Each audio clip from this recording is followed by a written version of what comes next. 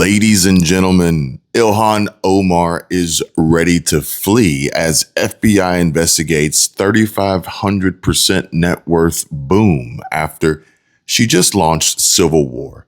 And this happened.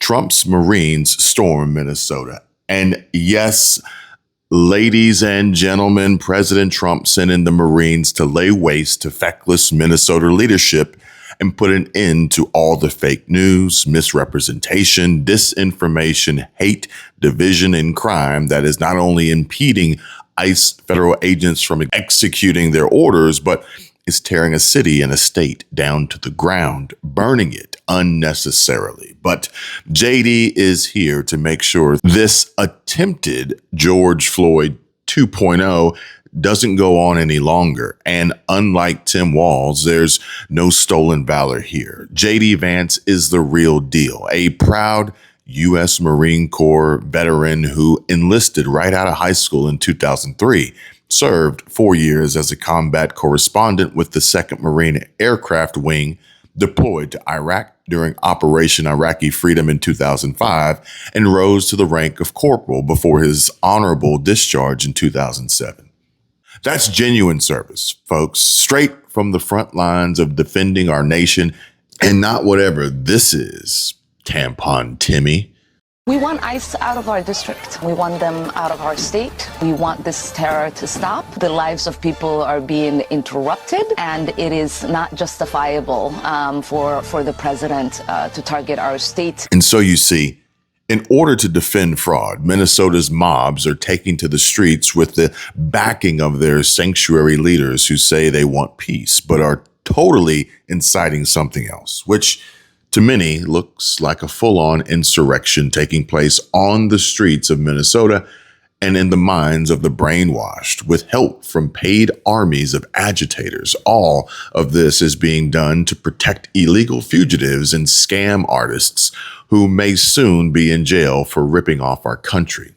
But not wasting any time in nipping the media's lies in the bud, we see here, and this happened, Trump's Marines storm Minnesota, Vice President VP JD Vance having just walked out in Minneapolis, flanked by ICE and border officers, and instantly nuked the fake news by saying, and I quote, "Frankly, a lot of the media is lying about these guys behind me. Vance is the real deal." Good afternoon, everybody. How we doing? Good. So I want to thank the law enforcement officers behind me for being here. I'll answer a few questions, but I want to say just a few things at the outset, just about what I've learned today and what I'm trying to do here. First of all, I want to give a shout out to the Annunciation school shooting families, because the last time I was in Minneapolis, it was of course to meet with some of those families. I understand that a couple of the students have made near miraculous recoveries, and just that was a very special moment for me to be invited into that community at a time of grief. And I hope that all of them know that though I didn't get to see them this particular time, I've been thinking about them and their families quite a bit. Now, to talk about what I am here to do, which is federal law enforcement, to enforce our immigration laws, I want to say just a few things. First of all, I wanted to meet with business leaders, with ICE officers, with local law enforcement to try to understand a little bit better what's going on so that we can tone down the temperature a little bit, reduce the chaos, but still allow us as a federal government to enforce the American immigration laws. That is the purpose of my visit. Now, this is step one or step two of that process. There's going to be a lot of work that follows through from here. I'm happy to talk about that, but I think I learned a few things that were very important. So number one of the things I learned is that the guys behind me are doing an incredible job, and frankly, a lot of the media is lying about the job that they do every single day. Now, it doesn't mean that there aren't occasionally stories out there, there aren't occasionally videos out there that suggest that these guys, or at least some of the people who work for them, are not doing everything right. But very often, if you look at the context of what's going on, you understand that these people are under an incredible amount of duress, an incredible amount of chaos, and because of a few very far left agitators, a lot of these guys are unable to do their jobs without being harassed, without being doxxed, and sometimes without being assaulted. That's totally unacceptable. And that's one of the things that I want to send a message to is, yes, come out and protest me, protest our immigration policy, but do it peacefully. If you assault a law enforcement officer, the Trump administration and the Department of Justice is going to prosecute you to the fullest extent of the law. And I wanted to show some support for these guys. As always, thank you for showing your support by liking my show and subscribing to my channel for more of these truth uncovering and fraud exposing podcasts. You all really do help out a lot. And be sure to give our friends at Chapter a call at the number you see on your screen for professional level care and free help from advisors that just want to help seniors not get taken advantage of. They are completely unbiased and a team I trust. Click the link in the description to learn more. But first, let's start today's show off with a bang and kicking off our conversation here that, trust me, you're going to want to drop everything you're doing and stick with us here, everyone, as you all will now see a collection or compilation rather of Democrats in Congress lying about providing health care coverage to illegals. That's right. Yours and mine are hard-earned tax payment dollars wasted, squandered, funneled, and laundered. Now let's roll the tape. Under current law, undocumented immigrants are already ineligible for Medicaid, the ACA exchanges, and for SNAP benefits. Not a single undocumented immigrant in this country gets a dime in federal taxpayer dollars for any part of comprehensive Medicaid coverage. Not one. And so when we're talking about nearly 14 million people who are going to be thrown off their health insurance, millions of others who are going to be jammed up by this aggressive cut to SNAP, the largest cut to food assistance in American history, we're talking about American children. We're talking about everyday Americans. We're talking about Americans with disabilities. And when it comes to nutritional assistance, we're talking about veterans who have served this country, sacrificed, risked it all, and they're going to lose access to the food assistance they need to live a life of dignity and respect. Those are the facts. That's why we're fighting hard to stop this GOP tax scam that will hurt everyday Americans dead in its tracks. And you're talking about the price of healthcare and immigrants. The heart of the disagreement seems to be that Republicans do not think that illegal immigrants should have access to taxpayer-funded health insurance. And they don't.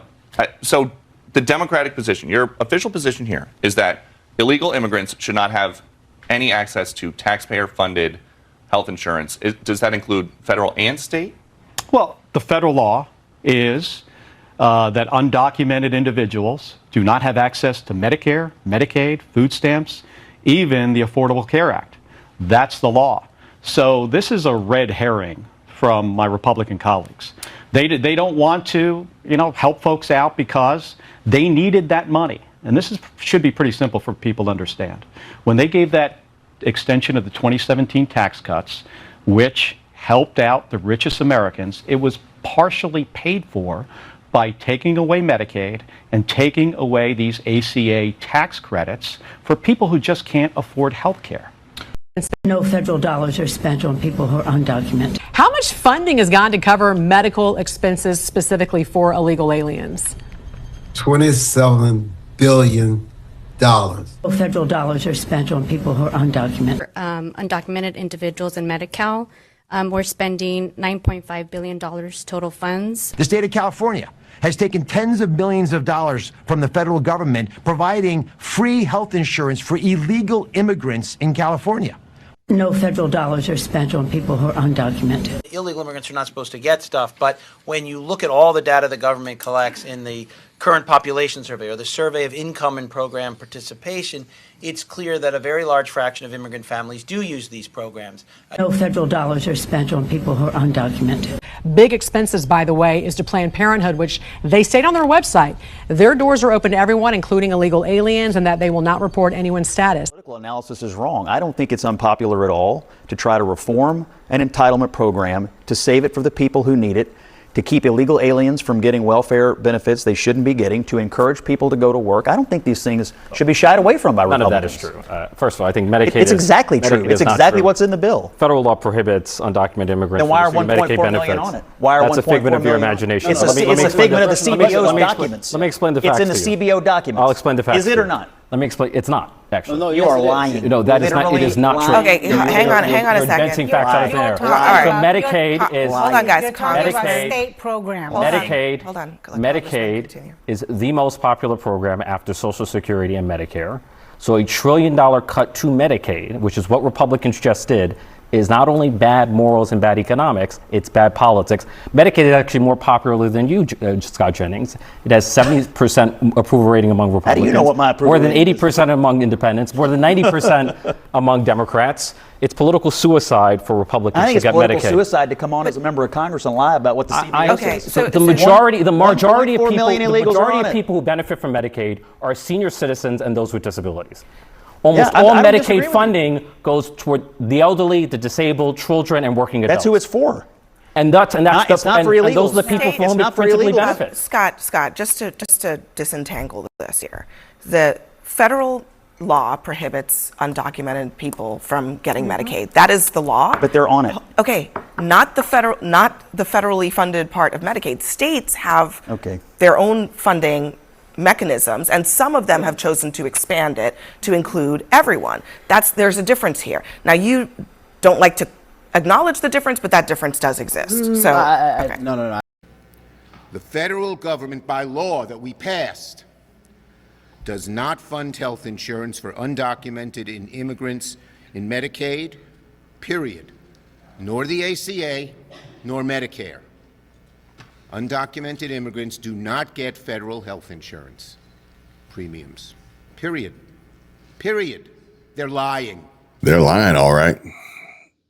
But just so we're clear, illegals are voting. Illegals are receiving benefits. Illegals are influencing electoral college votes. Illegals are changing House apportionment numbers. Illegals are making things more expensive for Americans. Anyone that claims that they are not is lying. But here we have Gavin Newsom, a sociopath and a terribly destructive monster, but still kicked out nonetheless. But he says something entirely different. Watch. Bringing world leaders to their feet, as we say. Do you think that your party went too far, or that you went too far? And I think, for instance, in extending Medi-Cal to the California healthcare program to undocumented immigrants. Like, do you? Well, two different I guess questions. on the big picture and the small picture, Yeah. do you feel like you went too far? Two different questions. Do I believe in universal health care? Yes, regardless of pre-existing conditions, ability to pay, and your status. I campaigned on that, and we delivered on that. And I'm proud of that. We're one of 16 states to provide care to people regardless of their immigration status. But Sean, Gavin Newsom has no charm, has no class, has no depth. He's just like that sleazy used car salesman who follows you around the lot, just like he followed President Trump to Davos, right, on his knees, begging for attention from the world, where, as you said, he's the leader of a failed state where he can't rebuild one single house in the Palisades. Third world countries can build faster than Gavin Newsom. He has a net out migration of 5 million people in a state with beautiful weather and gorgeous beaches and this amazing coastline. But all he has as net inflow is illegal aliens that he's giving free housing, free health care, causing a budget deficit where he's taxing smart business leaders in his state to pay for illegal aliens. Remember, Sean, he still hasn't turned over his voter rolls or his welfare lists to us to make sure, I would say to the president, to ensure that there's no fraud going on in his state. How much fraud do you think is going on in the state of California if we're just scratching the surface in Minnesota?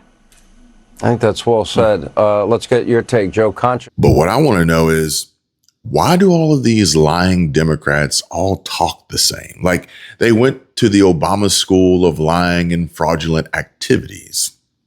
Case in point, Rashad Ritchie.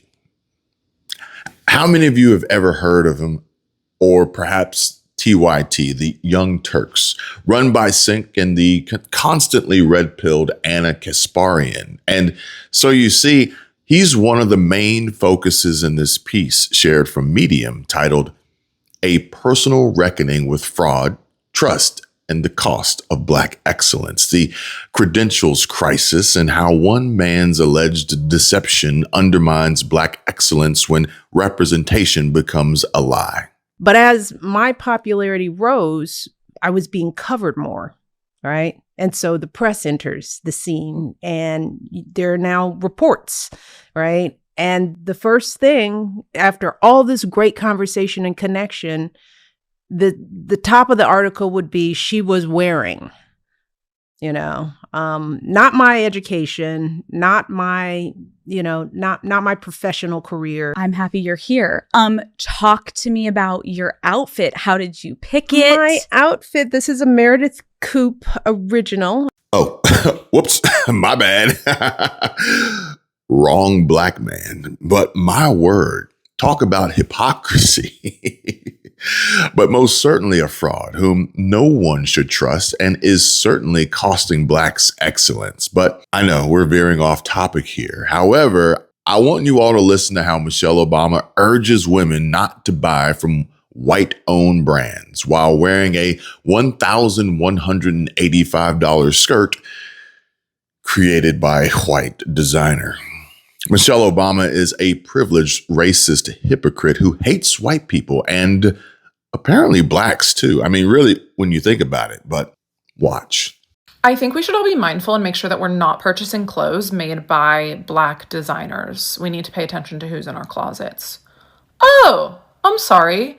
Was that racist? If I hear of someone whose fashion that I like and I know that they're a person of color, I try to make it a point. But the clothes have to be available. Right. I think we can all do some work to think about that balance in our wardrobes. What does our closet look like and who's in it? Mm-hmm. Who are we supporting in it? Right. And I think if you have the money to buy Chanel, mm-hmm. then you have the money to buy everybody. Right. And so let us be mindful, I think would be my advice. Yeah. Why do they hate white people so much? What a disgusting thing to say. What a racist thing to say. And Michelle Obama, since you're going to preach at us not to wear clothes from white designers, you better not be wearing clothes from white designers, right? Oh wait, this skirt she's wearing is made by Amelia Wickstead. That costs over $1,000 and is a white designer. The Democrats are so racist. They hate white people. Because truly, imagine if I said this about Black people. Like, imagine if I was like, I'm not going to buy this because it's a Black designer. How about we just buy what we like? Why this hyper focus on race? It's so gross. The Democrats are everything they claim we are. Racist. Disgusting. Racist and oblivious. Because Black designer or not, or white even, we all know, thanks to Trump, everything comes from China. Chinese manufacturers have taken tariffs to heart and have flooded social media sites with exposés of how everything from luxury handbags, high-end sneakers to prefab houses and boats are built in China and at a fraction of the sticker price. Birkin bag at Hermes boutique will cost you 38,000 USD. This video exposes how $38,000 Hermes bags are made in China for allegedly below $1,400. 1,400 USD for one Birkin out of factory. Here are the details of accessories for uber luxury brands like Chanel, Estée Lauder, Louis Vuitton and Dior being produced for a few dollars on the Chinese assembly lines. For this one, for example, this one like 3 RB one piece. One piece. Another video claims that branded products being sold for hundreds of dollars in upscale showrooms are being built in China for just $6 to $8. Yoga suits for Lululemon. Lululemon sells this jacket for nearly $100, but here only costs you $6 to $5. This post goes on to claim that the reality of lifestyle footwear brand Birkenstocks being produced are just $10 a piece. Black dollars, $10, and $10. Always $10. Yeah. So there's that. But Big Mike said something else that really caught my attention, and it was, but as my popularity rose, I was being covered more, right? And so the press enters the scene and there are now reports, right? And the first thing after all this great conversation and connection, the top of the article would be she was wearing, not my education, not my, not my professional career. Not how the actual tennis match was being played, but instead these smug liberal reporters want to not only make everything political, but make it so divisive and always about Donald Trump. But watch and see this liberal reporter tries baiting tennis star Jessica Pegula into saying something negative about Florida and the U.S. as a whole at the Australian Open, but instantly gets shut down. And how tennis star Amanda Anisimova shuts down smug reporter who asked if she was proud to represent America at the Australian Open. Hey, Amanda. Congratulations on the win. I've been asking a lot of the American players just how it feels to play under the American flag right now, and I'm curious how you feel. Yeah, I mean, I was born in America, so I'm always proud to represent my country. And yeah, a lot of us are doing really well, and it's great to see a lot of, great athletes on the women's side, on the men's side. So yeah, I feel like we're all doing a great job representing ourselves. And sorry, do you mind if I follow up? Sure. Sorry, just to clarify a little, I mean, sort of in the context of the last year of everything that's been happening in the U.S., does that complicate that feeling at all? I don't think that's relevant. Hey Amanda, well played. One of the unique things about tennis is this is a pretty sensitive subject, but the U.S. is a year into the second Trump administration now, and a lot of people are suffering. And I'm wondering how you're feeling about things back home personally, and specifically what the mood is like in Florida. Yeah, that's a tough question. I feel, I don't know. I don't like to kind of dabble too much into politics just because it's just not the space that I really want to say that much on. But yeah, I just hope that everybody can kind of at some point come together and work together as far as situations or whether it's political or not political in our country. I feel like, we have a big country where there's a lot of media attention on us too. And that's tough because things definitely make their way around the world. And even me being in Australia, you hear about all these things going on back home. But I just hope, that we can come together at some point with like a good dialogue where things can actually get accomplished and things that we want to see accomplished and it not be so divisive, I guess. Last question. Hi, Taylor. Congrats on the win. I'm asking all the American players this, and there's a lot happening back home in the U.S. and kind of has been for a lot of the last year, and I'm just kind of wondering how you're feeling about all of it. I mean, I'm not sure what we're like specifically talking about, but there is a lot going on in the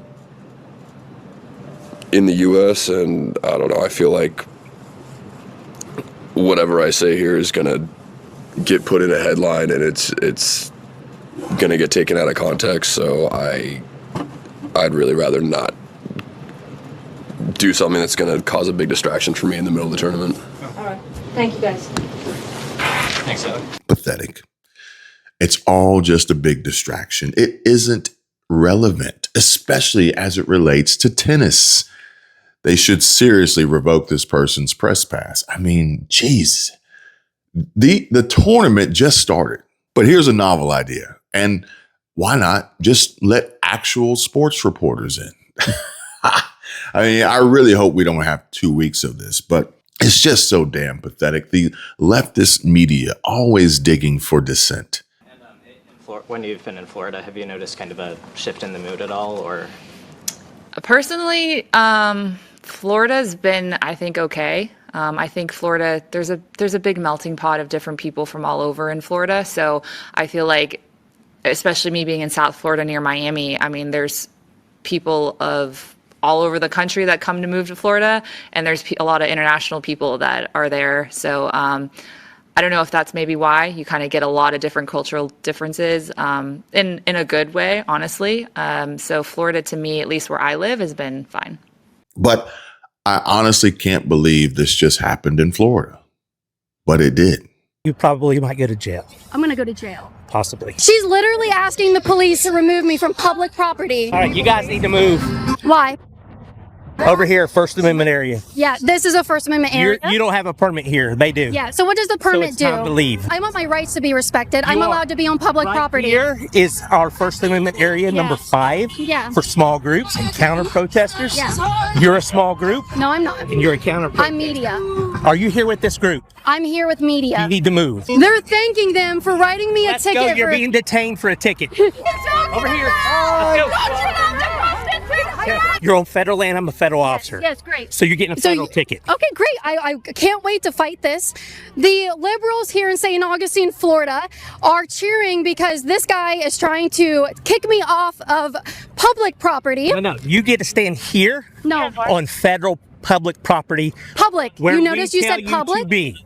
You don't Okay. get to tell me which I public do. property I'm I with can can the be National at. Park Service. Yeah. Tell me We how this is designate private First property. Amendment area. I'm sorry This that is you my don't know First the rules Amendment. and regulations. I'm sorry. Oh man, this is gonna be good. Do you have anything with your ID on? No, Okay, get your mic out of my face. I'm allowed to do this. This is my first. You're not right? allowed to stick your mic in my face. So step back and get it out of my face. So here's the thing. I am on public property. He just admitted I was on public property. This is not permitted to turn this space into private property. You guys cannot do this. We have been over this in Florida with 3 different police departments. 3. I love Content for you. more. Did Disobey- you say more content Yeah, for me? more Thank content. you. Disobeying a lawful order is your ticket. What lawful order was that? I directed you to go from there Yeah. to here. Yeah. And you think that was lawful? And you refused my lawful order. Yeah. So that was lawful, huh? So this is United States District Court violation notice. It's a $500 forfeiture, $30 processing fee. Very cool. Total collateral is $530. What was the lawful order that you just... He didn't tell me. He didn't tell you? Yeah, that's a good question. There's a local journalist here. Actually, why don't you go ask him? You're a journalist. Go ask him. I'll go ask him. Go ask him. So you asked what lawful order I disobeyed. And he couldn't tell me, he said. Man, oh man. I seriously can't wait to see how this turns out once Ron DeSantis gets wind of this blatant overreach and abuse of power and authority. If she violated a lawful order, then it should be rather easy to clearly state what that lawful order was. Samantha Flom says she lives in St. Augustine, but no one ever restricts access to that area. It's always open to the public. This is clearly politically motivated. Christopher Wheeler says the left is lost. Kara Castranuova says the Constitution is her permit, and to please sue the county and that fake cop who should not be in uniform and does not understand the Constitution or free speech. Journalists do not need a permit. The Constitution is your permit in public space. This is a classic and winnable lawsuit in favor of at Kate Mary OX. 42 U.S. Code 1983, civil action for deprivation of rights. But yeah. So Caitlin Bennett was just charged with a federal crime for refusing orders to leave a public area while interviewing Democrats in Florida. Meanwhile, Don Lemon storms into church and disrupts services and walks free. Make it make sense. Tell us why you're doing this. This is Operation Pull Up, more of a clandestine operation. We show up somewhere that is a key location. They don't expect us to come there. And then we disrupt business as usual. So that's what we're about to go do right now.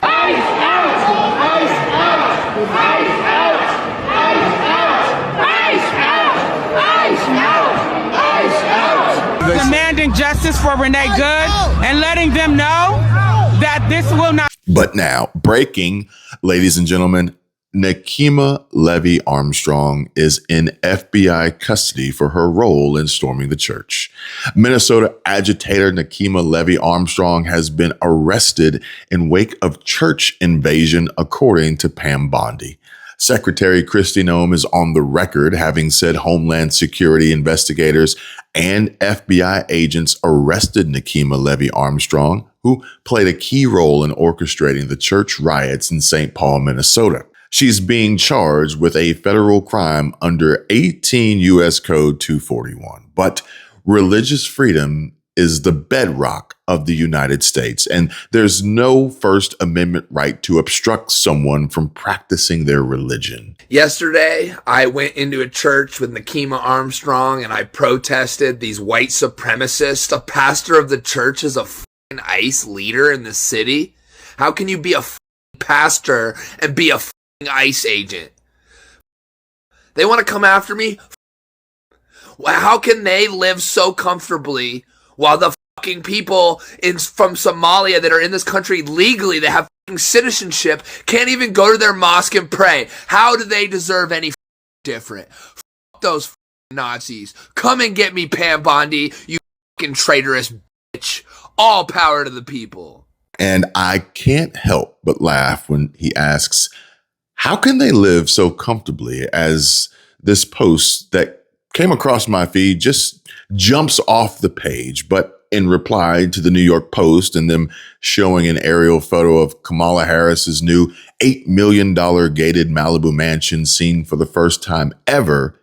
But the quoted reply on X reads, they always run on diversity and then move into the richest, whitest neighborhoods.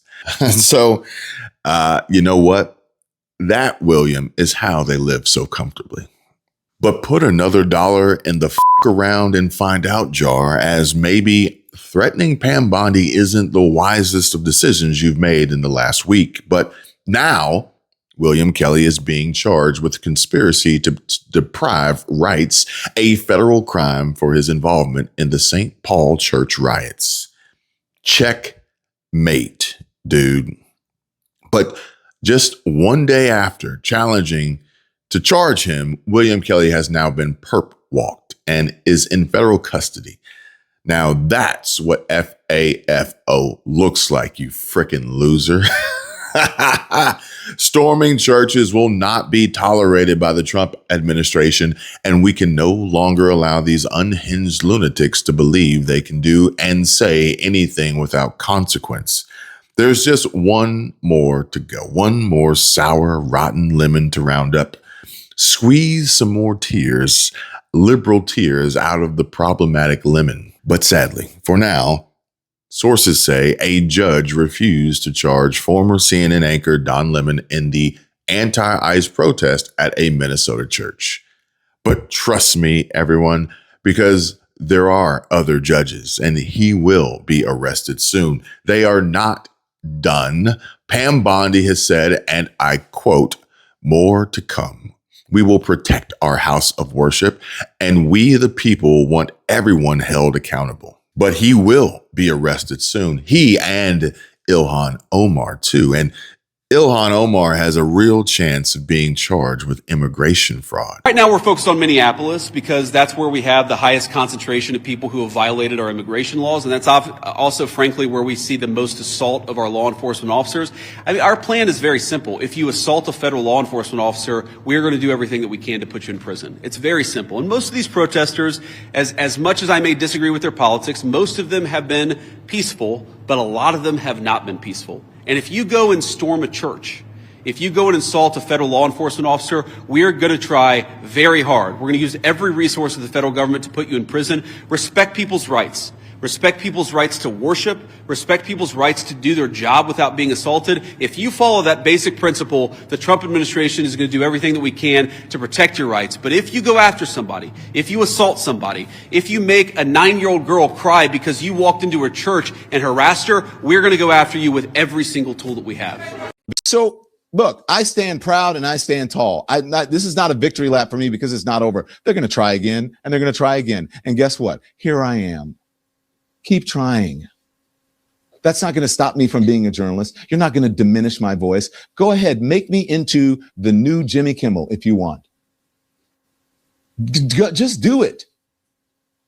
Because I'm not going anywhere and I'm going to believe the same things, whether you want to, whatever. Now, let me just tell you something else before I get to my guests. None of this is about justice. This is about power. And it's about people who are incompetent.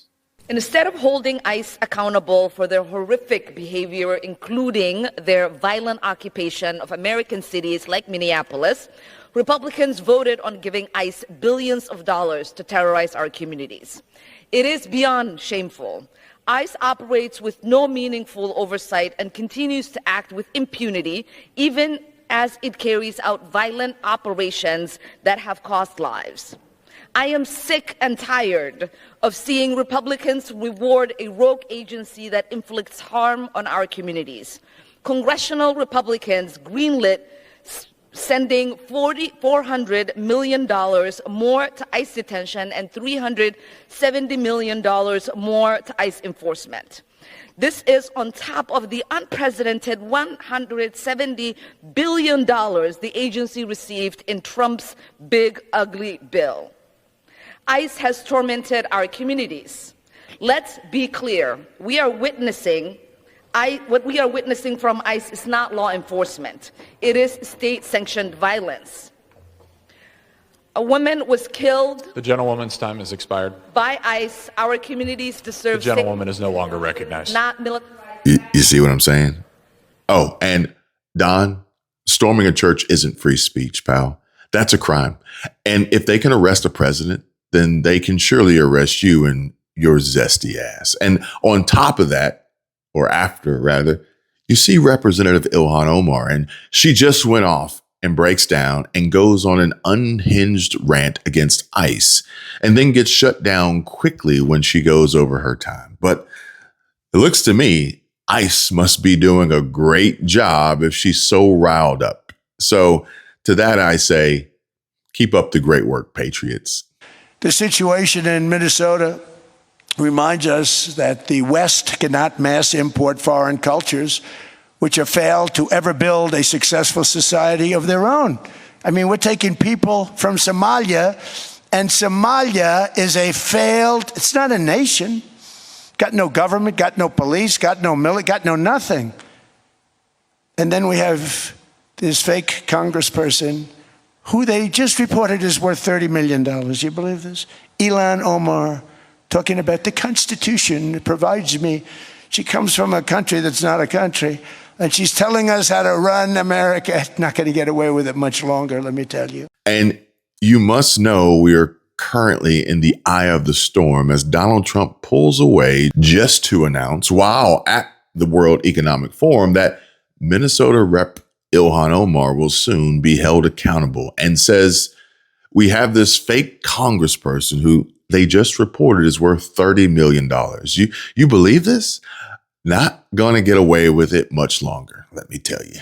And Trump is going to take everything and deport her. Listen, shithead, I hope they come and deport your ass next. Go back to Somalia, where the men children and marry them. You're not an American, and we're not going to assimilate to your shit-ass culture. And this isn't the U.S. goddamn states. This is the United States of America, and you're not f***ing welcome here. I've come to this year's World Economic Forum with truly phenomenal news from America. Yesterday marked the one-year anniversary of my inauguration, and today, after 12 months back in the White House, our economy is booming, growth is exploding, productivity is surging, investment is soaring, incomes are rising. Think about what globalization is. Let's find the cheapest labor in the world and do it. And what that means is that the workers in Ohio who make cars, in Michigan who make cars, everybody, remember once upon a time Intel made semiconductors and now they're all made in Taiwan. Why have we allowed our industrial base in America and really in Europe and in the UK to be just completely hollowed out beneath us? It didn't work for the workers. It didn't work for our economy. What it did is it exported our economy to the rest of the world. And so how did the U.S. grow? Kind of about the same as the rest of the world, right? We were in the 2s, they were in the high 1s. Now what's happened? Think about it. We're at the one-year anniversary of Donald Trump. In the third quarter, we grew 4.3%. And I'm telling you, in the first quarter we're in right now, I think we're going to grow over 5%. The $30 trillion U.S. economy is now going to be growing at 5% or more because we are taking care of ourselves. We finally have an industrial policy that is sensible for America. Inflation has been defeated. Our previously open and dangerous border is closed and virtually impenetrable. And the United States is in the midst of the fastest and most dramatic economic turnaround in our country's history. Under the Biden administration, America was plagued by the nightmare of stagflation, meaning low growth and high inflation, a recipe for misery, failure, and decline. But now, after just 1 year of my policies, we are witnessing the exact opposite.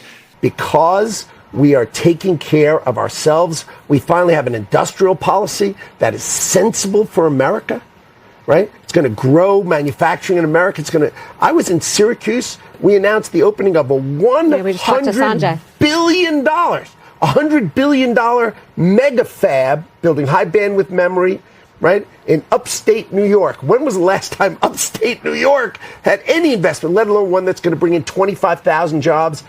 The Micron's investment in America of $200 billion, it's going to bring in 90,000 jobs to America, and we have over $750 billion of that coming to America. This is how you reindustrialize America. It takes time. This is how you do it under Donald Trump. 1 year ago, our country was dead. We were absolutely dead. Our country was ready to fail, totally failed. Now, we're the hottest country anywhere in the world. And that's said by every single leader that I've spoken to over the last 5 months. Next year, you will also see the results of the largest tax cuts in American history that were really accomplished through our great, big, beautiful bill, perhaps the most sweeping legislation ever passed in Congress. Virtually no inflation and extraordinarily high economic growth. The fact is, the United States has hit how many record highs? 50 or something record highs this year since Donald Trump took office, right? Oh, and the market's down today. Oh, what? We should all be worried? Let me give you a hint. The growth in the United States is hard and fast. We are winning and we are growing. Our stock market's going to be higher when I next see you and I'm next on the show, right? Interest rates are going to come down in America. Inflation is low. The United States is in a good place because Donald Trump understands the economy of the United States, and he's working for the American people and our economy. Well, clearly, growth like I believe you'll see very shortly our country has never seen before, perhaps no country has ever seen before. You know, they say Trump's economy is really, really good. But I didn't know it was that damn good. What's up, Kevin?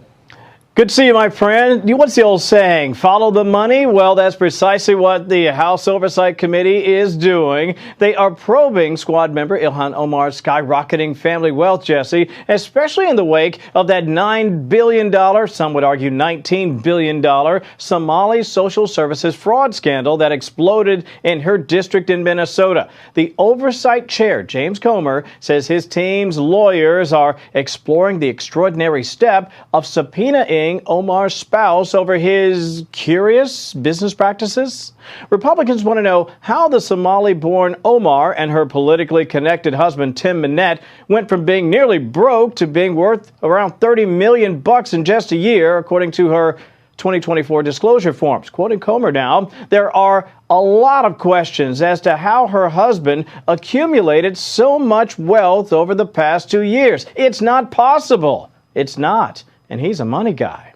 Minette and his partner, Will Haler, back in 2022, formed an investment firm, Jesse, named Rose Lake Capital. They had $42 in their bank account at the time, but in a year, up to $25 million, according to Omar's filing. By the way, he also has a wine business that went from next to nothing to millions on its books. Not surprisingly, associates were so perplexed about the irregularities, they brought information and attention to the feds to, look into it. Now, for her part, the Congresswoman has repeatedly, and I say defiantly, denied any wrongdoing while being also careful to criticize the ongoing probe. But, sometimes they say, Jesse, the ones who yell the loudest. Elon made a great point. I was involved as a kid at PayPal a little bit. Whenever you'd turn off fraud or grift or change something, the people who would scream the most were the fraudsters. Have the most to hide. Well, innocent until proven guilty. I'm sure everything was perfectly legal. I mean, how on earth has it been possible, really, when you take into consideration the fact that we are just now 1 year and 1 day into Trump's second term, that someone such as Ilhan Omar has been able to amass such a tremendous amount of wealth in such a short period of time? However, most of that time, Trump wasn't president. The one place where we thought we would never experience this is the U.S. goddamn states. Woman Ilhan Omar's net worth went up nearly $30 million. The question is how? Here's what we know. Omar's husband, a former political consultant, owns a venture capital firm based in Washington, D.C. and a winery in California. Take a look at these numbers. In 2023, Omar disclosed a maximum of $50,000 in assets at the winery. The next year, Dana, that number increased to $5 million. Meanwhile, her husband's company, Rose Lake Capital, reported a maximum of $1,000 in assets in 2023. The next year, it was $25 million. Despite that, Omar denied being a millionaire earlier this year, posting on X, quote, "I barely have thousands, let alone millions."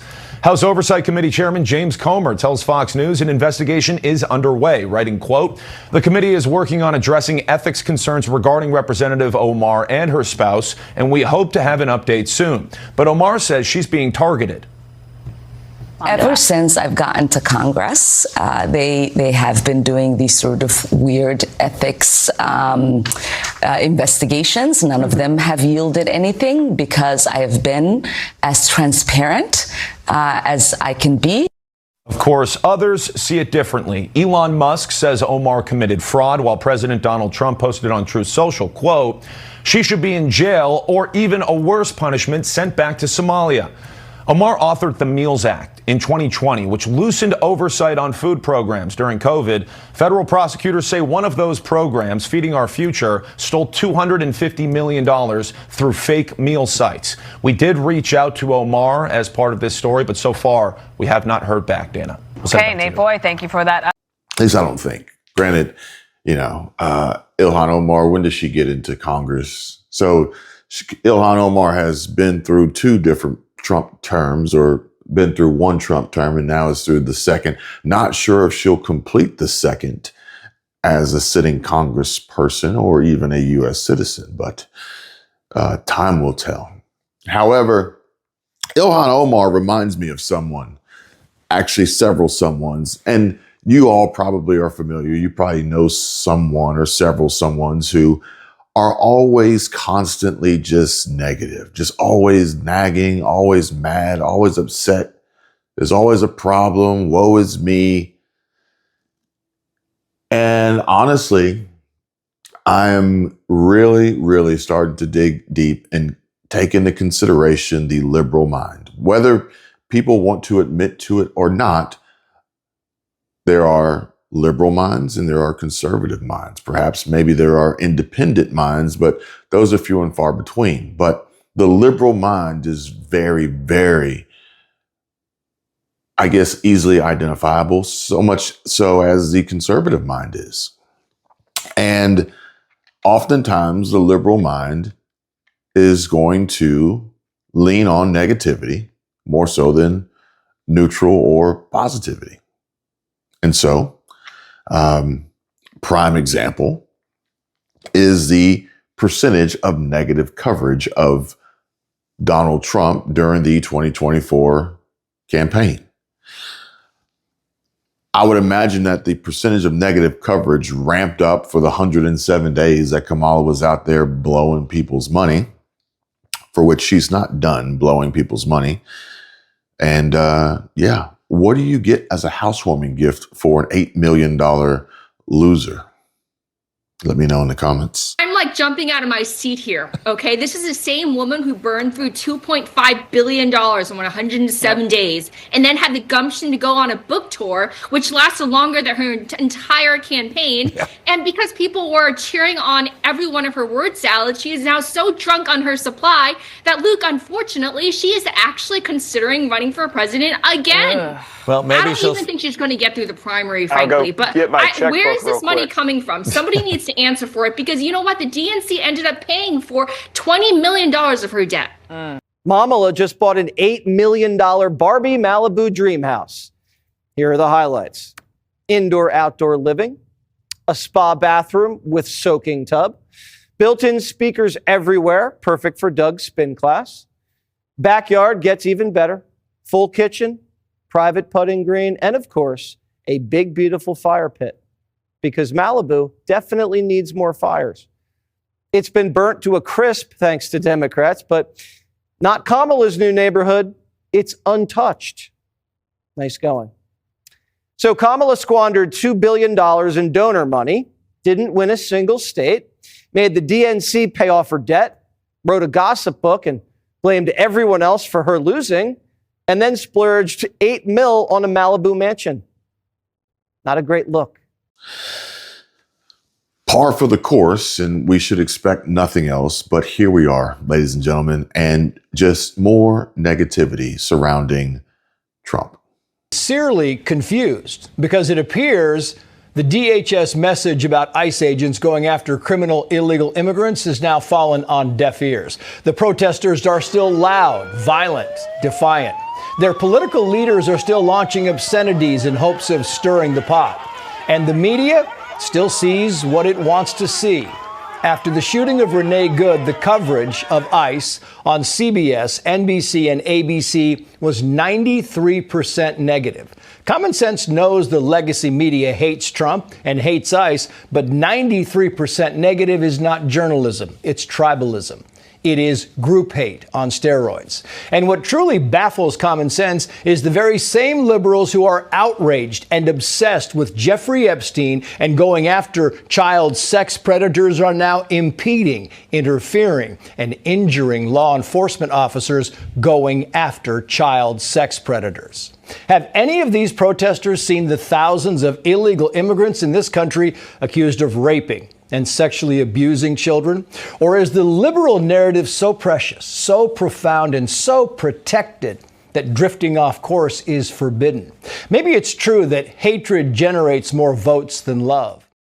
The liberal narrative. And as you all will see here, this now viral clip everyone's sharing, but Jane Fonda is here on The Late Show with Stephen Colbert, sounding the alarm about the Trump administration's immigration enforcement. She says things like, they're kidnapping people, they're illegally deporting American citizens, they're shooting people, they're blinding people. And she's framing it as this massive authoritarian takeover that's unlike anything we've seen before. It's powerful stuff on the surface, emotional, urgent, perfect for going viral. But what you're really watching here is classic outrage porn, the same tactic the left-leaning media and activists have mastered for years to keep people hooked and angry. If the government is not meeting the needs of its people, there's something wrong, right? We're seeing things happen that have never happened before. This isn't like it was in the 40s and 50s. This is authoritarianism has made its way into every single nook and cranny of our government. They are kidnapping people. They are illegally deporting American citizens. Going into American citizens' homes without warrant. Minneapolis, where they shot Miss Good. They're shooting people. They're blinding people. All kinds of really, really bad things are happening. And it's not a question of right or left. I don't care what party you belong to. It's a question of right or wrong, right? And I think lines are being crossed, and it's enough. Ladies and gentlemen, the hypocrisy on the left is unreal. But there you have it. The liberal narrative, i.e. outrage porn, which is content designed specifically to trigger intense moral anger. It spikes your emotions so you'll click, share, comment, rage in the replies, anything that boosts engagement, views, and often donations. But it's not about giving you the full picture. It's about delivering that quick hit of righteous indignation. You feel like a warrior for justice just by getting fired up and hitting retweet. That dopamine rush and zero deep dive required. But that's exactly the play with this clip. Fonda hits with these heavy accusations: kidnapping, illegally deporting American citizens, shooting people, blinding people. And it lands like a gut punch because it taps right into fears of overreach and injustice. But zoom out and look at what's consistently left out or downplayed. The truth. Absolutely unacceptable, terrible, awful. ICE agents are just doing their job, and I fully support that. And for me, and people in my party might want to abolish it or treat them as criminals or anything that's inappropriate and outrageous. ICE performs an important job for our nation. Not only that, but Senator Fetterman's stance aligns with the Criminal Alien Gang Member Removal Act, H.R. 1050, which mandates ICE prioritize deporting violent offenders and gang affiliates. While his party often weaponizes ICE operations as overreach, the data shows 67% of recent ICE detainees have active criminal charges or convictions. ICE isn't rounding up random migrants. They are executing targeted enforcement against threats like MS-13 affiliates, drug traffickers, and those with felony warrants. But the real outrage? Well, it really should be these sanctuary cities blocking ICE from detaining criminals like the Venezuelan national who shot a Minnesota mother. H.R. 1050 gives ICE the tools to surgically remove predators, not families. And so you see, Fetterman's right. Accountability isn't partisan. But why is it that Fetterman is the only Democrat with sound mind and logic? Or better yet, why is it really only Minneapolis that is rioting as a result of being safe haven sanctuary city for criminal illegals, mostly Somali migrants? But how about this? And DHS reports show hundreds of thousands of deportations since January 2025, around 600,000 plus formal removals, plus claims of millions more self-deporting through incentives like stipends and apps. The focus is overwhelmingly on people here illegally, often with criminal records. Yes, there are isolated errors or detentions that get fixed, but widespread illegal deportations of American citizens, the verified cases are rare and corrected. No evidence of mass roundups of citizens. Oh, and the whole blinding people line, yeah, that ties to one incident where an anti-ICE protest in Santa Ana, California, just a couple weeks ago has video that shows federal agents using less lethal munitions during clashes. Projectiles for crowd control, but in the process, 2 protesters were hit in the face at close range, suffering serious eye injuries. That's tragic and serious, no doubt, but it happened amid confrontations where protesters were allegedly obstructing operations, burning flags, clashing violently. However, less lethal tools are standard in those scenarios. Not some rogue shooting people campaign, Jane. I mean, if you want to talk about people really being hurt, then why don't we talk about the tear gas hoax mom who was also convicted back in 2019 of murder robbery? Fireworks were exchanged. We were leaving South Minneapolis from our son's basketball game at Anderson Middle School. As the night unfolded, we started to see, lights and stuff. One North Minneapolis family trying to make their way home. Even trying to leave, I couldn't go backwards, forward. It was like I was just stuck. Destiny and Sean Jackson, along with their 6 kids, had just left the nearby grocery store after the game when they turned onto Lindale Sean says they tried to take a side street after they saw the crowds. There's nothing we can do if it's blocked off. Sean and Destiny say they were stuck between crowds of protesters and law enforcement. When law enforcement tried to disperse the crowd, all we heard was boom, and every airbag deployed. They say a flashbang went off near their car as tear gas enveloped them. And I was screaming to my oldest son, Sean, I'm like, get out. Like, I can't, Mom, and I can't breathe. Destiny says bystanders pulled her into a home to check on her as she screamed that her 6-month-old child was still in the car. He was just like lifeless, like he had like foam like around his mouth, and he had tears coming out his eyes. I was giving him mouth to mouth, and I remember stopping and I said, I will give you all my breath till you get yours back, because nobody wants to see their kids like that. The family was taken to the hospital, all now okay. My kids' stuff is still in the car. My son's school stuff. A family on their way home, caught in chaos. And look, I don't know why they had to choose to use that cross-eyed photo of that baby, but this is just classic media manipulation at its finest. However, there are many key components that have been strategically omitted from this tale. For instance, breaking new video reveals the family who received nearly $200,000 in donations are claiming they were returning from a basketball game when their baby was tear gassed in Minneapolis lied. As footage shows, the parents actually participated in the riot and left their baby in the car. So please, lady, put those crocodile tears back in your head. But yeah, folks, the parents, and that's a real loose term being used in association with them right now, but the parents who said their kids were tear gassed left the kids alone in the car for hours to attend the riot with the Latin Kings gang member. But wait, there's more. And so you see, the Jackson family tear gas story just got worse.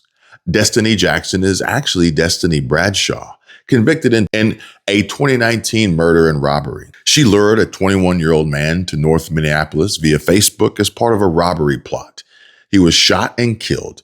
She pleaded guilty to aiding and abetting, but now she's the face of the tear gas hoax that raised $200,000. So she's been a greedy little criminal from the get-go. And there's live stream footage that shows her and her husband actively rioting while their children were allegedly unattended in a vehicle for 45 minutes. She changed her name, changed her story, but the pattern didn't. It's still the same. But it's not just these blacks, and it shouldn't come as much of a surprise to no one that the Somalians are trying to get their hands gripped even tighter on this cash grab.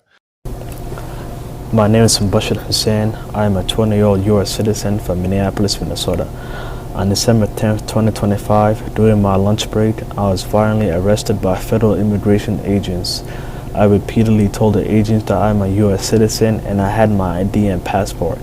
Instead, the agents ignored my pleas and forced me to the ground and placed me in a headlock. The injuries and trauma from that day have stayed with me. Since that incident, I have experienced symptoms of PTSD, intense anxiety in public spaces, panic when I hear whistles, sirens, and car horns, trouble sleeping, constant stress, and emotional exhaustion. I have also experienced ongoing physical pain and tension that started after my detention. I no longer feel safe in my community. My family has been affected by this as much as I have. They watch me come home drained and physically hurt. The fear that this could happen again has created constant stress and has changed our lives. I am raising funds to support my recovery, including trauma-informed mental health therapy and counseling, medical care for stress-related symptoms and physical symptoms, basic living and recovery-related expenses while I focus on healing. If you are able to donate, I am very grateful. If not, please consider sharing this page. Thank you. The low IQ Somali begging from the low IQ liberal white women.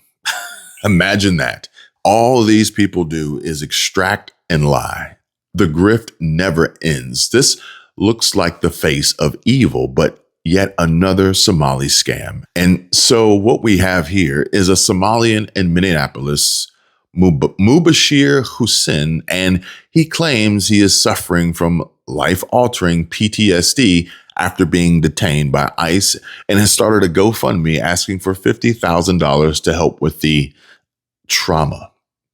So basically, now that their daycares have been turned off by Nick Shirley, now they're scamming the bleeding heart and vulnerably stupid liberals. Man alive, these fraudsters will use any excuse, even go so far as to create the reason for an excuse so they can try and hide the real reason this is all happening. This guy is rolling, or better yet, trolling with the old playbook. Nothing but liars and thieves all day long. But watch this next one and be prepared for a good laugh, folks. Grab your popcorn and listen to this next tale from a 23-year-old Nazra Ahmed who alleges she was kidnapped and brutalized by ICE at a Minnesota news conference. Honestly, all I can say is this is peak laughably bad acting. We're following these two men, and I was waiting for these two men to hold the door for me. And I told them, hey, can you hold the door for me? And I walked right in the middle. And when I was in the middle, ICE came. They came out of their cars. They asked me to see my ID. And while they were asking me to see the ID, they just decided it was nice to be racist and say really nasty things to me. And that man, he called me the N-word, and he called me that, and then he arrested me. They arrested me. It was multiple people. They used a lot of force to arrest me. I actually got a scab that was healing while I was in jail. But they pushed me hard. They used a lot of violence. My body still hurts. I got a concussion. It's really hard for me to speak because of that concussion. They were just using a lot of force to arrest me, and I was screaming, I was crying, I was so scared. I've never been arrested in my life. I don't have a criminal record. I have a clean record. It was just, and then that detainment, I was detained. I was literal cuffs were put on my legs, cuffs on my hands, and I was actually detained with a Native American woman. And God bless her heart, she went through a lot too. She was also detained by ICE, and she was also a U.S. citizen, and like me. And she had gashes on her face. They shattered her windows. She had blood on her jeans, her corduroy jeans, and she was crying because she was so scared because she was with her dog. She was so scared that her dog got hurt. She was so scared for her life. We were both crying together. We were holding each other tight, and I'll never forget the fear that we both felt in our hearts that day. And I'm so sorry if I'm getting a little emotional. Take some time. It's okay. You've done enough. Okay. Thank you. Band-Aids are a cute touch. I see no bruises, nothing on the wrist or head. And this is by far the worst cry fail I can remember since. Hello, everyone. I'm so sad. My name is T. Omar, and I was arrested 3 days ago, and ICE, they brutalized me, and they hit me in the head right there, in the car, hit in the head. Oh no, I'm so sad. And then they called me a stupid nigger, and they drove me around. And then they arrest me. They drove me around. And then in the car, they said, you are under arrest for being a nigger. And I did not know what I did wrong. And then they drove me around for hours. They shackled me. Hold on. My big tooth is falling. And then they put me in a jail cell with shackles on my legs. And then all of a sudden, they just let me go. And they say no why. They tell me no reason. They just let me go. And then they hit me in the head again. And I just don't know why. But the worst part about it all is the Dems using children as pawns in their little games. But this post here from Hillary Clinton says, enforcing the law is one thing. Terrorizing a population using children as pawns is another. My heart aches for Liam Ramos and his family, but there's just one massively big problem with all that. And it's that this is an abject lie. The child was abandoned by his father, a criminal illegal alien from Ecuador who fled from ICE officers, and context matters. So, Hillary, I would like you to know that ICE officers ensured the child was safe. But I just want to know, does your heart also ache for the thousands of families who've lost loved ones to violent, criminal, illegal alien murderers? I mean, you haven't tweeted about those angel families once. No shocker here. A local school district here is alleging ICE agents detaining a 5-year-old after preschool on Tuesday. We've also seen multiple American citizens detained by ICE or harassed by ICE in the last 6 weeks. Are you proud of how your administration is conducting this immigration crackdown here in Minnesota right now? Well, I'm proud of the fact that we're standing behind law enforcement, and I'm proud of the fact that we're enforcing the country's laws. But, you asked a question about this 5-year-old kid. I actually saw this terrible story while I was coming to Minneapolis. We just left Toledo, Ohio this morning for an economic messaging event. And I see this story, and I'm a father of a 5-year-old, actually, a 5-year-old little boy. And I think to myself, oh, my God, this is terrible. How did we arrest a 5-year-old? Well, I do a little bit more follow-up research. And what I find is that the 5-year-old was not arrested, that his dad was an illegal alien, and then when they went to arrest his illegal alien father, the father ran. So the story is that ICE detained a 5-year-old. Well, what are they supposed to do? Are they supposed to let a 5-year-old child freeze to death? Are they not supposed to arrest an illegal alien in the United States of America? If the argument is that you can't arrest people who have violated our laws because they have children, then every single parent is going to be completely given immunity from ever being the subject of law enforcement. That doesn't make any sense. No one thinks that makes any sense. Now, there are so many of these cases like that where if you just understand the context, there have been a number of situations that I've looked into personally where I say, wait a second. We don't want ICE arresting American citizens. They're supposed to be enforcing the immigration laws against illegal aliens. So then I look into it and I find out that the American citizen who was arrested took a swing at an ICE officer. You can't have that happen. And of course they have to defend themselves. And of course they have the right to detain somebody who assaults a law enforcement officer. Now, this is my point. Do we want these things to happen? Do we want these arrests to be so chaotic? No, we don't. These guys want it least of all. But if we had a little cooperation from local and from local and state officials, I think the chaos would go way down in this community. And in response to Ken Martin, you're lying for clicks yet again. ICE did not and has never used a child as bait. The child was abandoned. On January 20, ICE conducted a targeted operation to arrest Adrian Alexander Conejo Arias, an illegal alien from Ecuador who was released into the U.S. by the Biden administration. But as agents approached, the driver, Adrian Alexander Conejo Arias, fled on foot, abandoning his child. And for the child's safety, one of our ICE officers remained with the child while the other officers apprehended Conejo Arias. And as a friendly reminder, illegal parents can take control of their departure and receive a free flight and $2,600 using the CBP Home app. All right, Isabel, I'll ask you the same question. Is it that America's not ready for a female president, or that just there's never been the right female to run?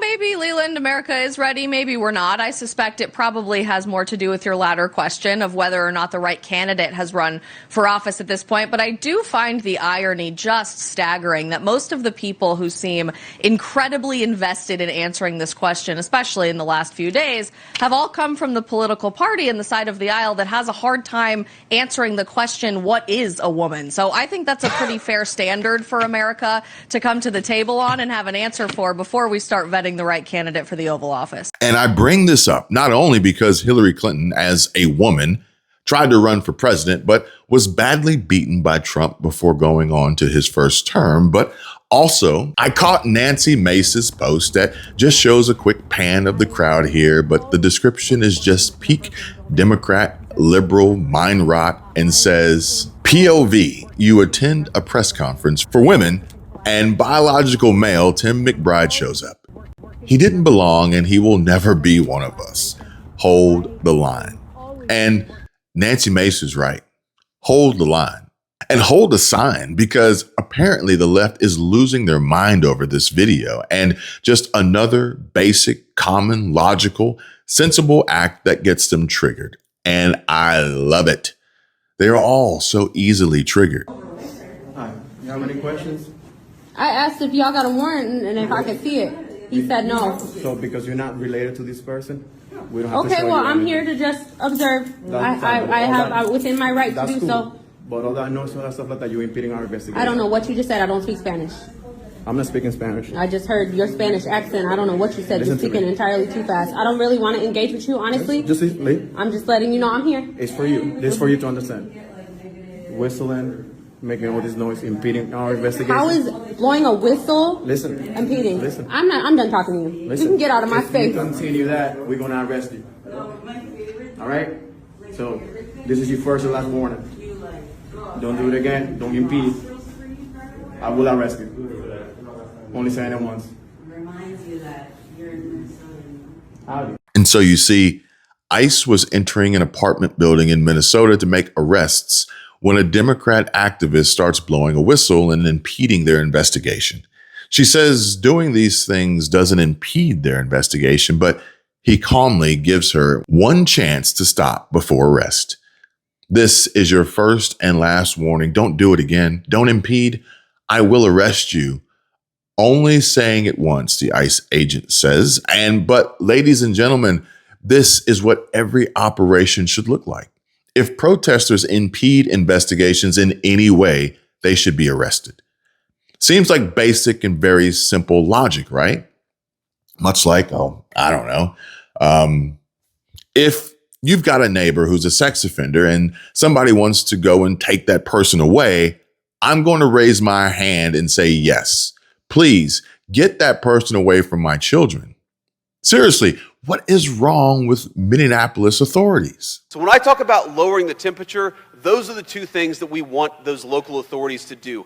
Help us find sex offenders and get them out of their community. And again, this is bonkers. Think about this. If you've got a neighbor who's a sex offender and somebody wants to go and take that person away, I'm going to raise my hand and say, yes, please, get that person away from my children. What is wrong with Minneapolis authorities? They so hate the idea of enforcing immigration laws that they're telling their people not to get sex offenders out of their community. It's crazy, and it's why we see so much chaos in Minneapolis, but not elsewhere. She had a family, she had kids, she was married. Oh, really? Charlie Kirk had a family. Right. Charlie Kirk was a father, a loving and devoted father at that. Not a, woman who divorced her husband and then turned lesbian out of anger. I mean, it's so funny that the media was using these semi-normal photos of her, like her pregnancy photos when she still looked like a female, and not the scary photos of how she looks like now, which was a dehydrated lesbian.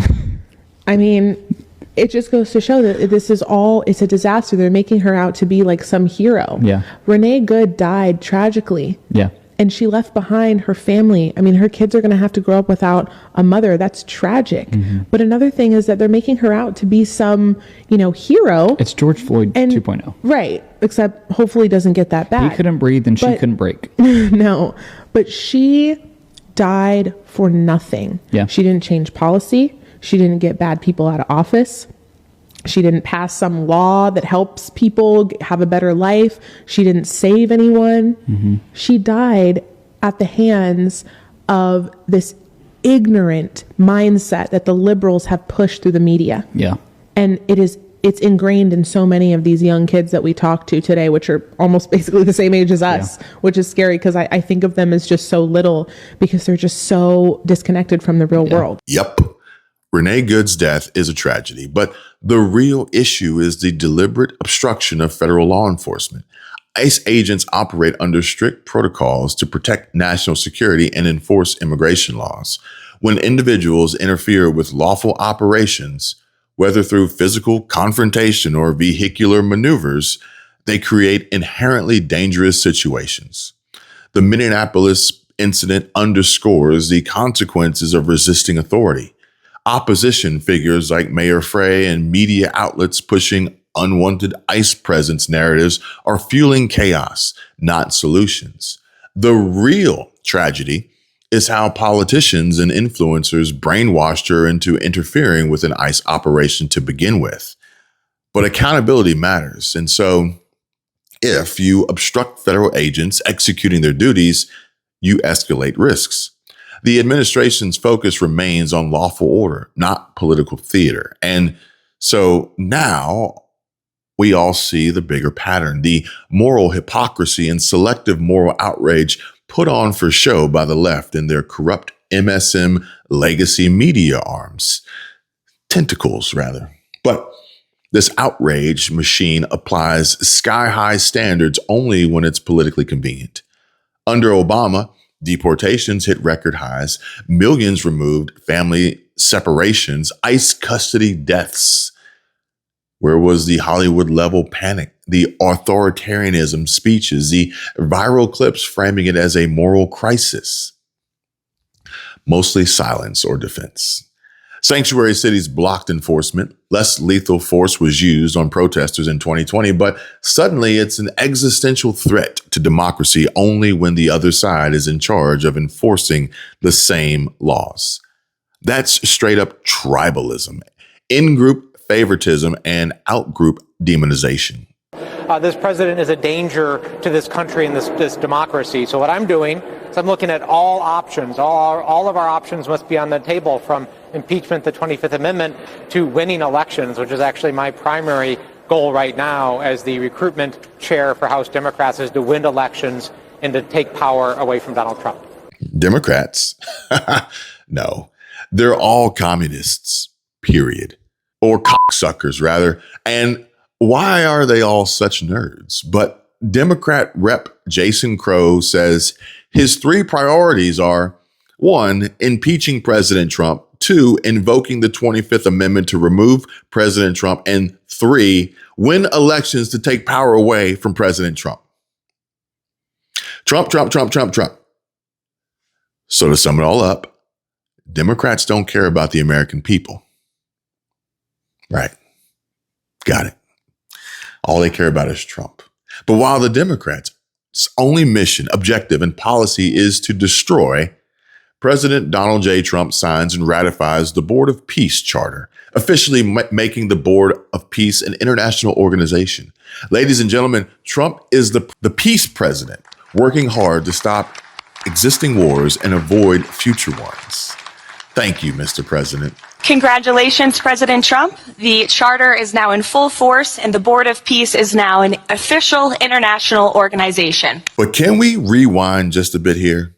Because I have more from our vice president that I would like to share with you all. Now, I'm headed from here to Minneapolis, where we're going to talk with some of our ICE agents, talk with local officials about how we can turn down the chaos. And my simple piece of advice to them is going to be, look, if you want to turn down the chaos in Minneapolis, stop fighting immigration enforcement and accept that we have to have a border in this country. It's not that hard.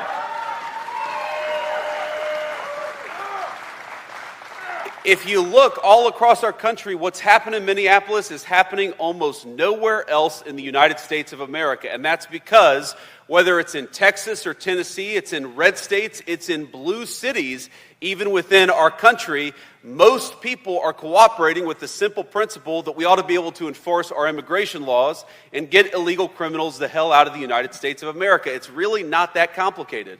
But in a few distinct cities, you see this craziness because the far left has decided that the United States of America shouldn't have a border anymore, and they are willing to fight and penalize and dox and even assault our law enforcement officers in order to fight for the basic principle that anybody ought to be able to come into the United States of America. Well, I'll tell you right now, the Trump administration, we reject that. We are going to get illegal criminals out of our country, and we're not going to let a few left-wing radicals stop us.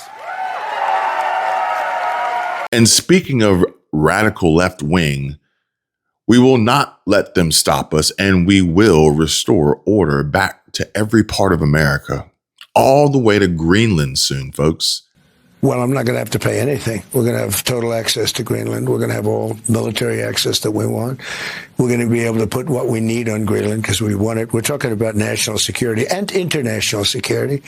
So we're going to not have to pay anything other than the fact that we are building the Golden Dome, and the Golden Dome is going to be something that's going to be very amazing. It'll be Israel times probably 100. And we need it. I think we need it. And it's all going to be made in the United States. We have the best weapons in the world. We have the best companies in the world.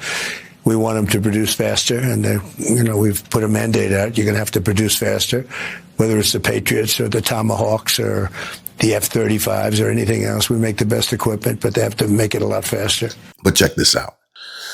At J.D. Vance's press conference, the traditional Minnesota flag is being displayed rather than Tim Walz's new Somalian state flag. America is healing. This is the way. You cannot imagine how painful it was each and every day under the Biden administration to look at what new crazy proposal was being put into place to solve a problem that didn't even exist.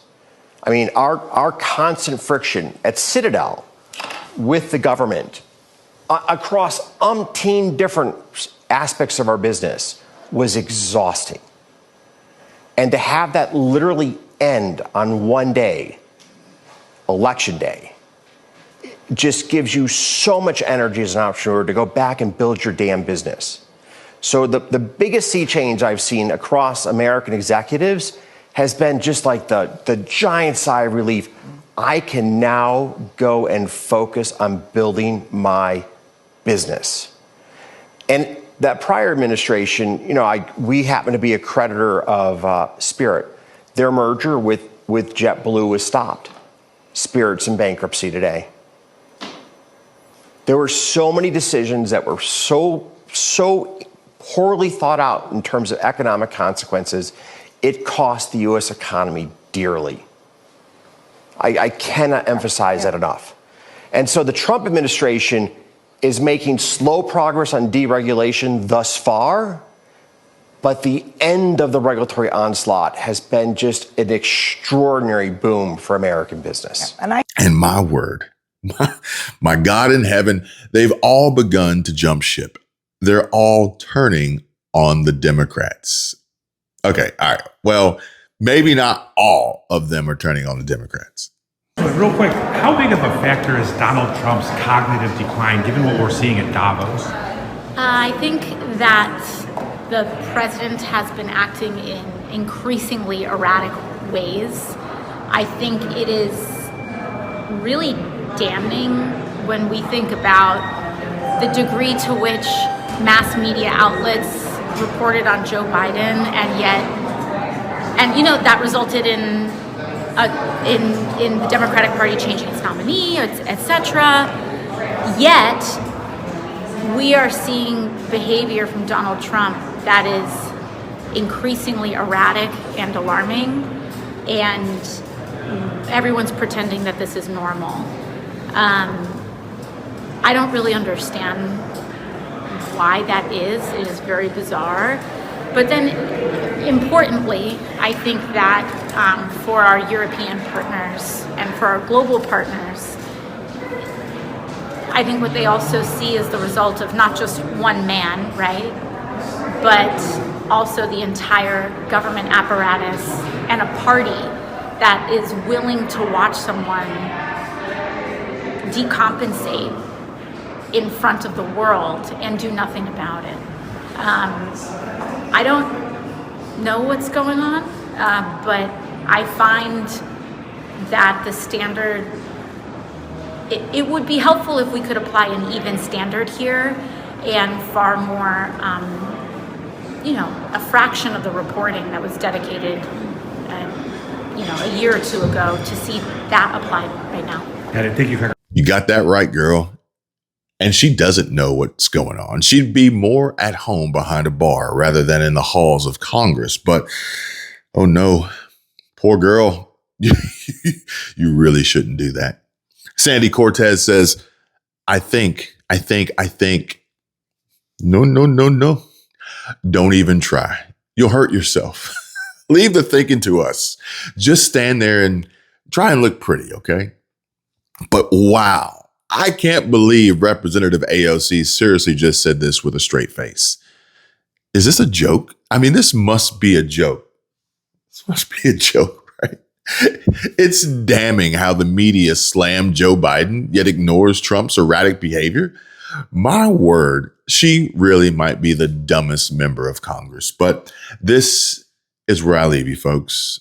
And so you see, the Democrats continues to launch and deploy nuance and excuses while they paint and draw caricature illustrations of us conservative American patriots who all fall right of center. These soft-brained libs want everyone to see us as the bad guys, so they do their best to hang over our heads something almost like a cartoonish villain treatment and add in motivated reasoning and confirmation bias. And so, like, let's just say, for instance, if you're on the left and you already view Trump as a fascist threat, you'll latch onto the scariest version of the story, share it to feel good about resisting, and skip the context, the data, or historical side by side. And yeah, speaking of skipping the context, I just want to further drive the point home and show you how CBS News says they received a copy of an internal ICE memo authorizing federal agents to forcibly enter homes in Minnesota. But they conveniently leave out the internal ICE memo that says this is for illegals with deportation orders only. We really must work on restoring the Smith-Mundt Act so we can try and stop the propaganda. New developments in the Trump administration's immigration crackdown. Late today, we received a copy of an internal ICE memo authorizing federal agents to forcibly enter homes without a warrant from a judge. The directive was provided to Congress by whistleblowers who say this goes against standard training in the Department of Homeland Security. Tonight, Nicole Skanga has new reporting on how immigrants in Minnesota are responding to what's happening there. In St. Paul, Minnesota's Hmong Village, empty stalls line a once busy marketplace. On a normal day, all of these stalls would be open. It's a sign, the city's mayor explains, of the deeply rooted fear spreading within immigrant communities. They're afraid to leave their homes. They're afraid to let their children go to school. Mayor Kali Herr says that fear has driven naturalized U.S. citizens, including her own parents, to hide in their homes. When I talk to them and they're telling me they are more afraid now than they were fighting communism in Laos during the secret war. Top Homeland Security officials have declared Operation Metro Surge, laser focused on arresting what DHS calls the worst of the worst. Convicted felons and violent offenders accusing Minnesota officials of not cooperating. Since President Trump took office 1 year ago today, the state of Minnesota has released nearly 500 criminal aliens who were in police or state custody rather than turning them over to ICE. If ICE has a detainer, they want them to take custody of them, we will facilitate the transfer of custody. Period. Commissioner Paul Schnell oversees Minnesota's Department of Corrections, including the state's prison system. Does it feel like the Department of Homeland Security is lying when it says that state authorities are not cooperating? It is fundamentally false. We cooperate with ICE and ICE detainers. We have, as a matter of policy, done that for a long, long time. The Department of Homeland Security says roughly 450 criminals have been released into Minnesota's streets. And you say you don't know where that number comes from? We have no idea where that number comes from. We know that we released 84 people. To ICE? To ICE. That were subject to detainers. And so this notion that Minnesota is not honoring federal ICE detainers is utterly untrue. CBS News reached out to the Department of Homeland Security for clarity. The department responded just moments ago, doubling down on their numbers. They again are asking Minnesota elected officials to honor all ICE detainers. Tony? Nicole, thank you very much. But I tell you what, if the MSM didn't have propaganda, they wouldn't have anything to talk about at all. And again, CBS News is always where you can see BS news. But The whole system banks on most people being too busy, too emotionally charged, or just too hooked on the scroll to dig deeper. It's weaponized laziness, and they know the average viewer stops at the headline or clip, feels the anger, and moves on without checking DHS stats, protest details, or what happened under previous administrations. So when you see these explosive takes, Colbert, AOC, Hillary, Fonda, whoever, but I do just want to know, has she ever been right about anything? Jane Fonda is insane, and this proves it. But seriously, ladies and gentlemen, when you see the liberal narrative, just pause and ask the real questions. What's missing here? Where's the full data? Why the moral emergency now, but not before? It's not about principled left versus right anymore. It's informed versus addicted to outrage porn. Stay sharp out there. Don't let the rage bait win. But like tonight's show began with the opening intro and setup of the moment we've all been waiting for. And so you see, ladies and gentlemen, now Ilhan Omar is ready to flee after she just launched civil war. But now she's under FBI investigation after a 3,500% net worth boom. Congresswoman, Republicans have repeatedly stated that you committed immigration fraud. Are you at all worried about a formal investigation that could perhaps lead to your deportation? Well, you're one of those people. I don't know what that means, but are you at all concerned? Do I look concerned? I guess not. Okay. All right. What about the Minnesota fraud hearing? You didn't show up for that. Do you think you should have? Why should I have? Well, it happened in your state. Don't you want to defend your position? There were people from my state that were there. Okay, but why not you? I mean, there's allegations that you're complicit in the fraud. Wouldn't you want to show up? Why would there be an allegation that I'm complicit? How would I be complicit? Well, what about Tim Do Walz? you just ask stupid questions? Is this your thing? I'm curious to get your thoughts. No, I mean, there's a lot of controversy around the issue. $9 billion in fraud in the state of Minnesota. $9 billion? You don't think so? Really? Yeah, and counting. Probably more, honestly. You think that's fake news or what? That is more than half of the resources that are allocated. Okay. So you genuinely, like, your brain has told you that it is possible for half of the resources. I'm just going off of what for our public service to, like, half disappear, is what you're saying. Countless Minnesota state representatives, whistleblowers have come listen forward. To yourself, though. I'm like, trying just think about that for a second. Maybe if you showed up at the hearing, you would know that whistleblowers are being retaliated against for exposing the fraud. Why is that? Why are they being tracked and traced? Think about what you're asking. Who is tracing whistleblowers? Minnesota state officials, Tim Walz, anyone who dares to speak out against the government. Tim Walz is doing something to whistleblowers? Yeah, why is Tim Walz stepping down if he's, innocent? Why isn't he running for re-election? Because he's had 8 years to serve as our great governor. He was going to be vice president of the United States if Kamala won. Yes, and he would have been an excellent vice president. But now he's stepping down. Much better than the person we have right now. And now he's stepping down as governor. Any comment on that? You don't think he's maybe complicit? He is focusing on trying to make sure our state remains great. All right, have a nice day. Thank you, you too. Please read. And instead of us saying, here is A, B, and C, we're saying there is zero option. And if you ever think that you have a chance, we're going to treat you worse than a dog. One of our members said to me, if there were dogs in those cages, every single member of Congress would vote to make sure that all of these cages didn't exist anymore. So we live in a society and govern in a body that might value the life of a dog more than they value the life of a child who might not look like theirs. And that is completely sad.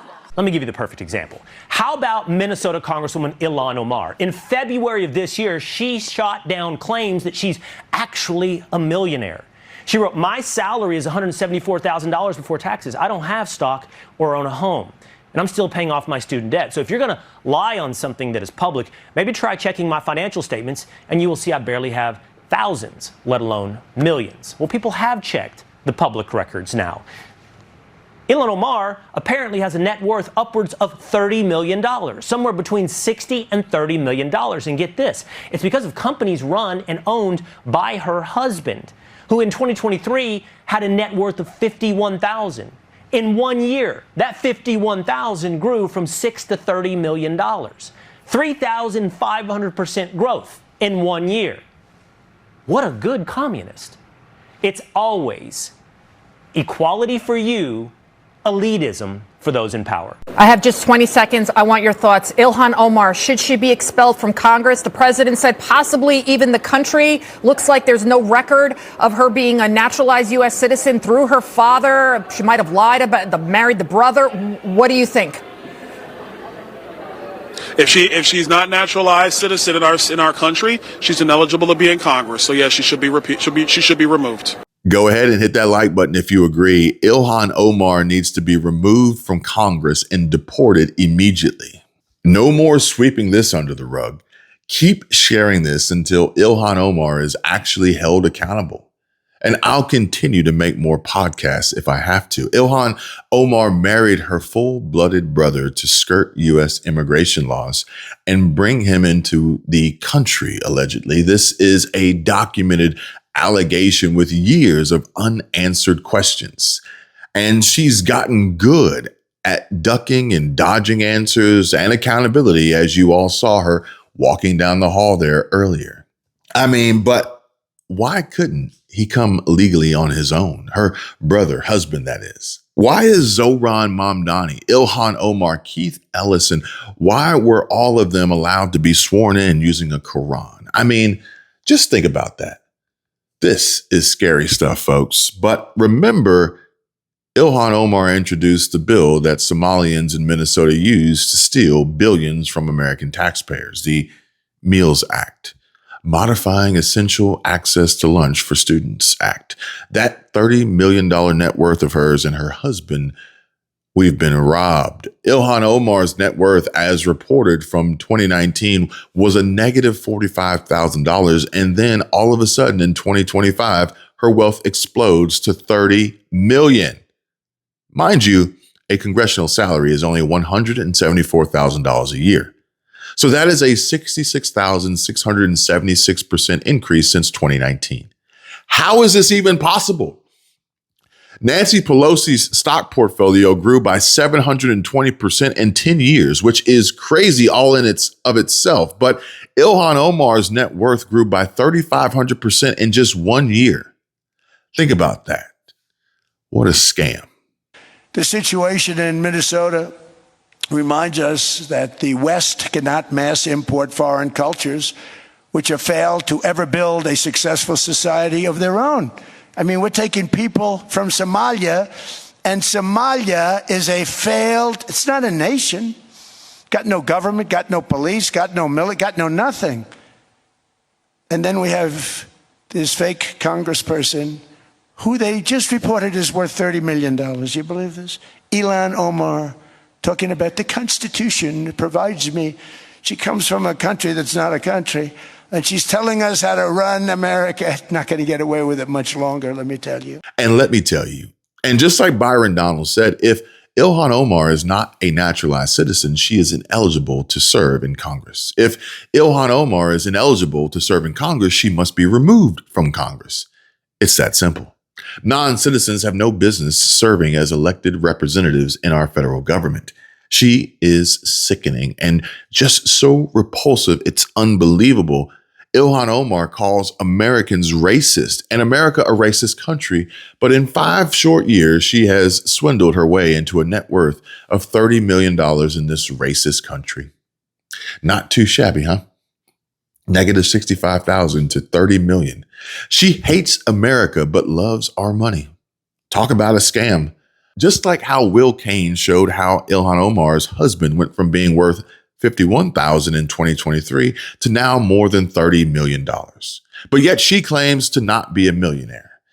So we can probably guess where all that sweet Somali daycare money slides to, right? But here we have her sitting here looking like your finger with a little bit of doo-doo on it after you tried wiping but used really, really cheap toilet paper.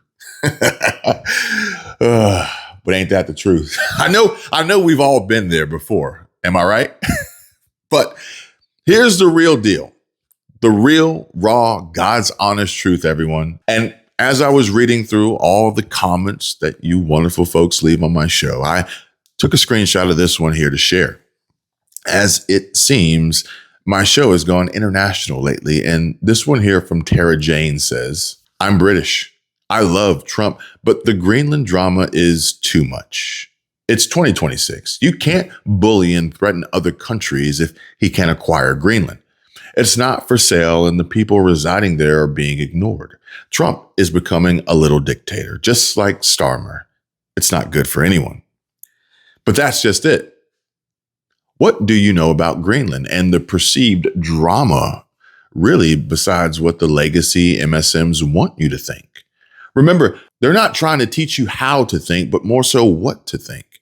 And the coverage bias slant is all designed for one reason, and it's being done on purpose, to make you all hate Trump.